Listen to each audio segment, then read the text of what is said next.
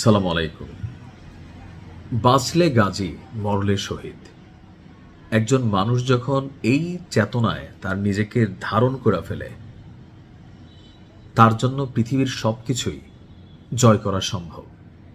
আর যখন একটা জাতির মধ্যে এই ইন্সপিরেশন বা ধরেন এই নীতিটা বা এই চেতনাটা কাজ করা যায়, তখন ওই জাতি যে কোনো কিছু ঘটাই দিতে পারে। আর আজকের দিনে ইরান কি ঘটাইতে পারতেছে আর কি ঘটাবে, এটা আমেরিকা আন্দাজ করে ফেলছে। দর্শক, এই মুহূর্তে খুবই ধামাকাদার বক্তব্য হচ্ছে ইরান আসলে এই মুহূর্তে মার্কিন যুক্তরাষ্ট্রকে গণছে না। লড়াইয়ের মধ্যে একটা জিনিস কাজ করে, ধরেন আমরা যখন বুঝতে পারি সামনের মানুষটা ভয় পাচ্ছে, এটা হিউম্যান সাইকোলজি। আমি খুব ছোট্ট একটা উদাহরণ দিই, যেমন ধরেন কুকুর। যখন কোনো কুকুর আপনার পাশে দিয়ে যাচ্ছে বা আপনি কুকুরের পাশে দিয়ে যাচ্ছেন, কুকুরটা চুপচাপই থাকে প্রথমে। যেই আপনি থমকে দাঁড়াইছেন, কুকুরের সাইকোলজিক্যাল যেই থট, এটা মানুষের থেকে মোটামুটি কম না। সে বুঝতে পারে আপনি ভয় পাইছেন। আর যখন আপনি ভয় পাইছেন, তারে ভয় দেখানোর মধ্যে মজা তৈরি হয়ে যায়। কুকুর তখন ভয় দেখানো শুরু করে, কামড় দেয় না, খেক খেক করে, এটা করে সেটা করে। তো আজকের দিনে ইরানকে এই ভয় দেখানোর খেলার মধ্যে ফেলার চেষ্টা করছিল কে? মার্কিন যুক্তরাষ্ট্র। কিন্তু ইরান তো ভাই ভিন্ন জিনিস। এখানে ঘরে ঘরে বীরদের জন্ম হয়, শহীদি মৃত্যুর জন্য তারা অপেক্ষা করে। তা আপনি তাদেরকে কি ভয় দেখাবেন? 48 ঘন্টার আলটিমেটাম দিছে আমেরিকা। স্পেশাল ফোর্সের একটা অংশ ঢুকছে, যুদ্ধ বিমান F-15 নিয়ে ঝাঁপাই পড়ছিল, ইরান একদম ঠাপাই দিছে। তো এই পরিস্থিতিতে আইসা যখন ওই যে বললাম না যে অন্তরের মধ্যে অজেয় চেতনা ধারণ করে, তো তখন তো ডর ভয় কাজ করে না। আর যে মানুষের মধ্যে ভয় নাই, খুবই ডেয়ারিং হয়।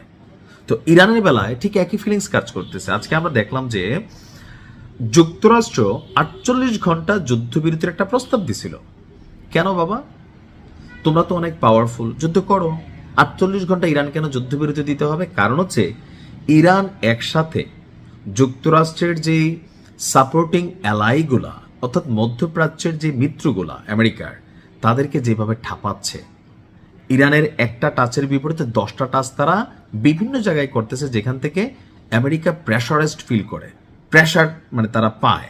তো ওই জায়গাগুলোকে একটু সাময়িক সময়ের জন্য শান্ত করার জন্য অথবা প্ল্যান বি কে এস্টাবলিশ করার জন্য মার্কিন যুক্তরাষ্ট্রের দরকার একটু সময়। ইরান বলছে যে না, আমরা লড়াই চালিয়ে যাব, আমাদের কোনো যুদ্ধবিরতির দরকার নাই। নাম প্রকাশে অনিচ্ছুক নির্ভরযোগ্য সূত্রের বরাত দিয়ে দেশটির আধা সরকারি সংবাদ সংস্থা ফার্স্ট নিউজ তারা এই তথ্য দিয়েছে। সূত্রটি বলছে যে নাম প্রকাশ না করা একটি বন্ধু দেশের মাধ্যমে এই প্রস্তাব পাঠানো হয়েছিল। এই বন্ধু দেশটা কে জানেন? পাকিস্তান। আমি অনেকগুলো আর্টিকেল পড়ছি যে পাকিস্তানকে দিয়া ইরানের সাথে আমেরিকা একটা গেম খেলতে চাইছে।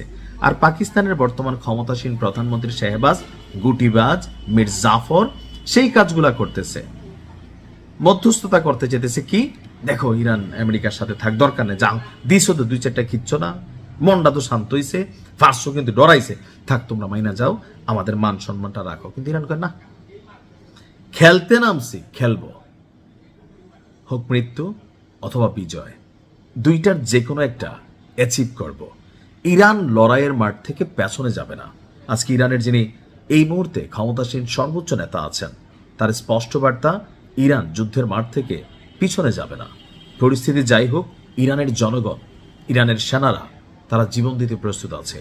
আর এই থটে যখন কোনো ব্যক্তি, কোনো জাতি, কোনো গোষ্ঠী একবারের জন্য ঢুকে যায়, তার কাছ থেকে বিজয় ছিনিয়ে নেওয়া অনেক কষ্টকর হয়। ইরানকে আল্লাহ ফতেহ দান করুক। ভালো থাকুন।